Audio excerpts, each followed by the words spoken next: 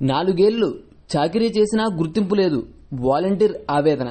అల్లూరు సీతారామరాజు జిల్లా రంపచోడవరం నియోజకవర్గం రాజభూమి మండలంలోని జడ్డింగి గ్రామంలో శనివారం వాలంటీర్లకు వందనం పేరిట కార్యక్రమాన్ని అధికారులు నిర్వహించారు.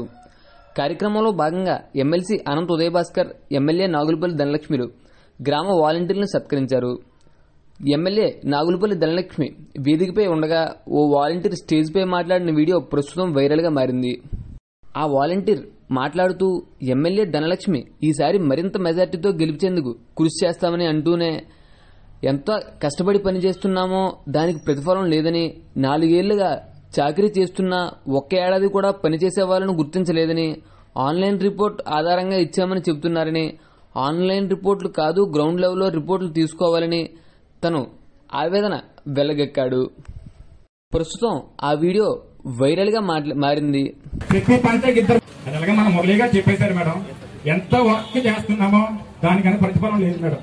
నిజంగా చెప్తున్నాను, 4 years నేను గడ్డి చాకరీ చేశాను ఒక వాలంటీర్ గా, కానీ మినిమం 1 year కూడా నా యొక్క వర్క్ ని గుర్తించలేదు. అది ఆన్లైన్ రిపోర్ట్ అంటున్నారు మేడం. దయచేసి గ్రౌండ్ లెవెల్ రిపోర్ట్ తీసుకోండి మేడం. 50 ఇళ్లలో 53 ఇళ్లలో 40 ఇళ్లలో ఏ వాలంటీర్ ఎంత చేస్తున్నాడు, ఏ వాలంటీర్ ఏ విధంగా పరిపాలన చేశాడని గ్రౌండ్ లెవెల్ తీసుకోండి మేడం.